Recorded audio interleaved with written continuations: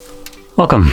In front of me I have the brand new Apple Watch Series 8, I think another one. And yeah, today I'll go over unboxing, assuming I didn't do that already, and just an overview. So I'll just pop it straight open.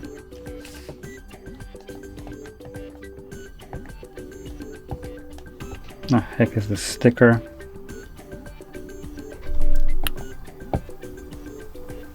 Now, I'm pretty sure this isn't standard, as you can probably gather by the sticker. PO box.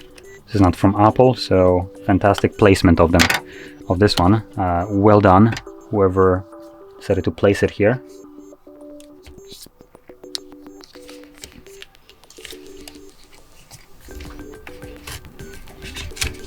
There we go.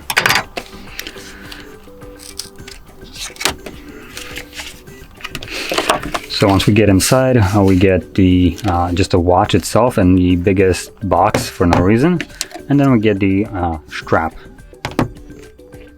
And that's about it. So let's eat that to the side. Let's start off with the strap. It looks like I won't need a knife. I do have these nice pull tabs. Yoink, and there we go.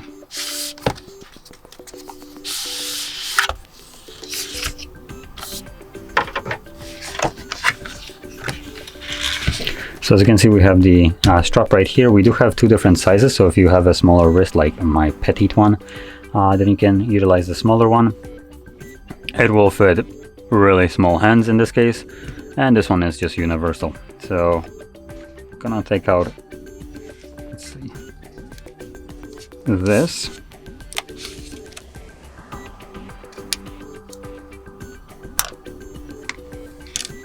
And the small one.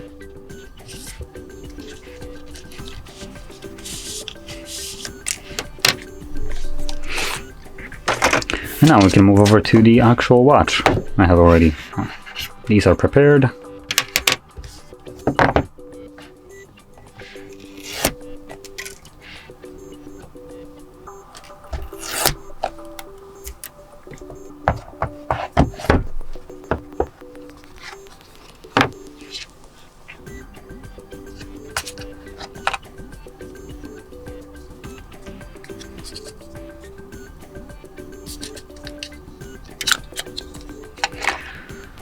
Go, there's our watch, and under here we have our charger. So just a magnetic one, no charger for it, just like the dock itself, but obviously not a brick. So anyway, just put that to the side.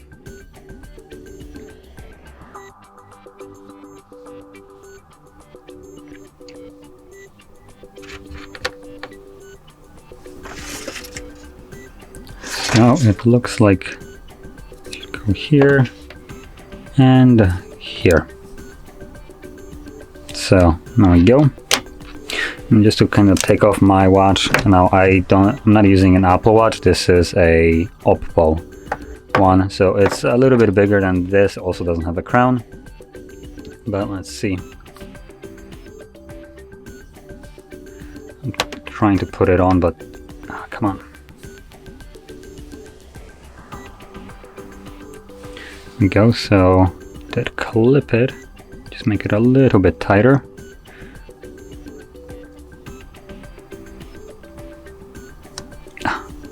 And there we go.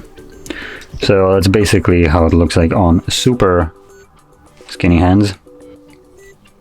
To be honest, not the most comfortable fit for at least me when it's on the top of my wrist, other than on the bottom. When it comes down to comfort, I do prefer my watches on the bottom, just because a little bit too much bones here. So yeah, anyway. So there's our little watch right here. And quickly going over the specs, we're looking at 1.9-inch display with a 484 by 396 pixels.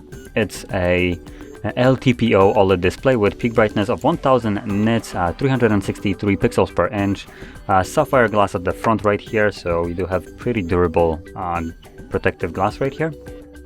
It's running a Wear OS 9.0, upgradable to 9.1, comes with 32 gigs of built-in storage and 1 gigabyte of RAM.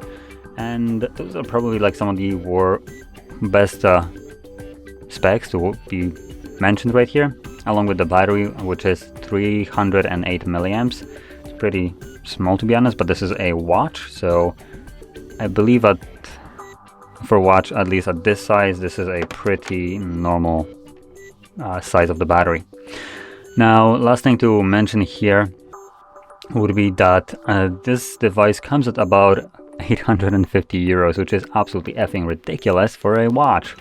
And the reason why I do criticize the price right here is because this is a smartwatch which requires a smartphone.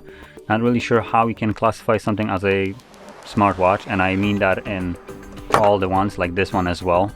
I need to have a phone to connect this garbage to. How is it smart if it always requires a phone to work? Like, if I need to pair this to my phone, how is it smart? It gets everything from the phone. It has enough processing power and enough RAM and storage inside to function all on its own. But it wouldn't be a just Android or Apple product when it didn't force you into the shitty ecosystem of Apple or Android. I'm mentioning both because Android version does the same thing. You want to pair this garbage, you do need the Android device. Now, luckily with smartwatches from that are running Android, you can also pair them to iPhones. But Apple watches, no, you can't do that. You just get to pair it to your iPhone. So yeah, that's another price that you get to spend for a phone, because you can't use this with anything else outside of iPhones. Are you effing kidding me? So I do want to be very honest here. When it comes down to smartwatches, the smart part is just I guess an exaggeration at this point, and it was cool at the beginning, like, ooh, whoop-de-doo, watches could do a bunch of things. But when a watch can do everything and still needs a effing phone, I do draw a line, especially when it costs more than typical phone. So a watch for $850 that can't function on its own, even though it has all the freaking hardware to do so, it's not something that I would recommend. For, I don't know, $300? Sure, that's a fair price for a device. But at this price, go F yourself. Like, why? Why would I spend more than I would spend on a phone for a device that can do everything that a phone does but still needs it?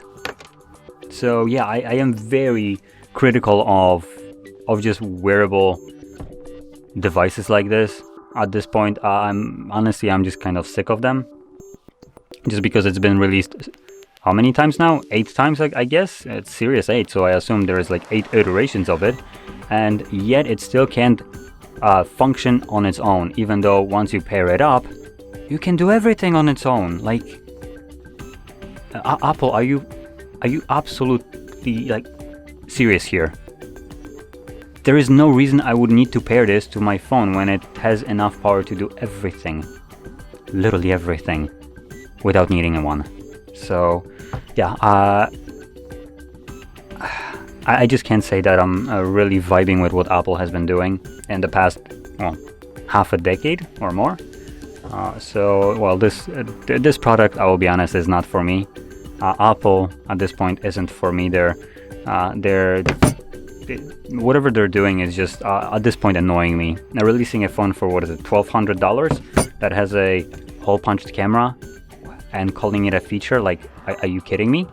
You could, I don't know, maybe not include it, the hole punch, and also add the feature of a dynamic island that only appears when you actually need it. But it's Apple, so it's easier to call it a hindrance, a feature. And I am honestly at this point kind of sick of it. So yeah, that's all I have to say. So anyway, if you found my rant helpful, maybe I do vibe with what I say about Apple, and hit that like button. Consider maybe subscribing, and thanks for watching.